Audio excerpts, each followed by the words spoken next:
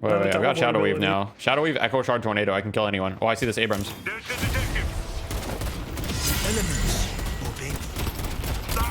What is that duration? He literally couldn't play the game. I'll buy us some time.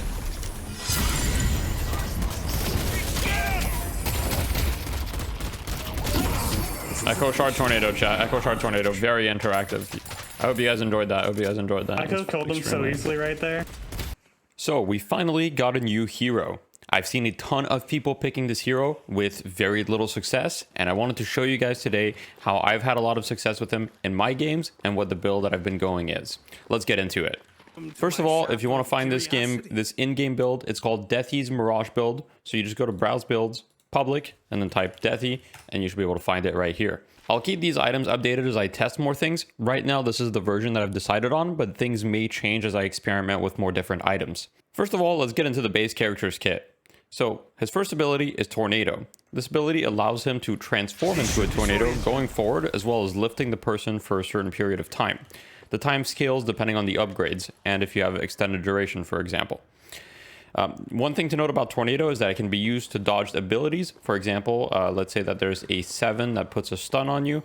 You can use Tornado the very last second before getting stunned, and you'll dodge the stun. So it's a disjoint similar to Pocket's Suitcase, for example. Second ability is called Fire Scarabs. Basically, you summon scarabs and you can shoot them. You can't hit the same person more than once with it. And it steals max health as well as reduces their bullet resist when you hit them with a scarab. Third ability is Jin's Mark. What happens is you basically apply a debuff on them with an increasing multiplier. So I shoot them once, they have 1x over their head. And if I keep going, basically every 2.5 seconds, I can keep applying another. And then once you get to 8x, it automatically pops. And yeah, basically you can use this to harass in lane. So let's say I'm just like, every time you see someone, you should shoot them. And then basically once you get to 8x at level 1 without any items, it does 128 damage. This ability can also slow them if you get the first point in it. And then he's got his ultimate ability, Traveler, which is a global TP. So what happens is, let's say I go here, I press this ability. I can click either on enemies or teammates, and it will teleport me to the location that they were at the time that I clicked. So right here, for example, it teleported me to the dummy.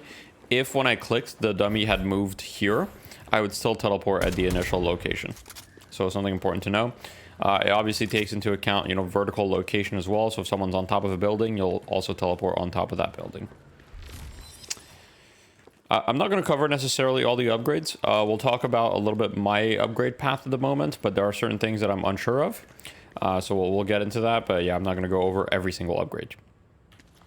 All right, now let's talk about the idea with the skill build. So the spirit scaling of this hero is not that great. So if you look, Tornado has a 0.7 spirit scaling, which is not great for damage. So it's pretty clear to me that as far as damage goes, Fire Scarab has a decent amount of spirit scaling, 0.9 for the max health steal, but you can only hit people with it once.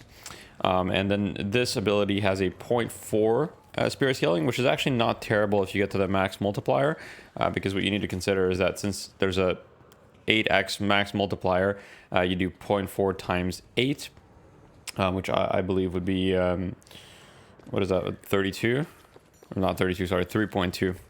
I don't know why I said 32. Anyhow, so this ability actually has pretty decent spirit scaling, but the other abilities have really terrible spirit scaling, and your ult does not benefit from spirit at all. So my idea here was to play around Tornado, because I think Tornado seems to be his best ability. I mean, all of his abilities seem pretty good, but Tornado gives you also bullet evasion chance, 30%. And I thought, hey, wouldn't it be funny if I could just like be a Tornado all the time? And I also thought, hey, Echo Shard's been really broken and they barely nerfed it, right? They just gave it a little cast time. And so let's abuse a couple of the broken items.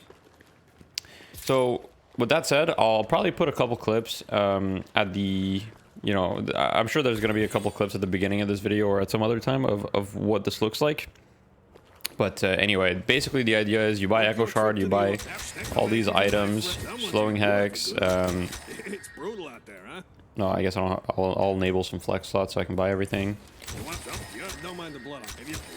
And basically the idea is you'll walk around to people, right? You can Veil Walker to them, and then you'll find them, you'll tornado them once, you'll shoot a little bit, and then you'll Echo Shard tornado again, and you can basically get a ton of damage on them this way.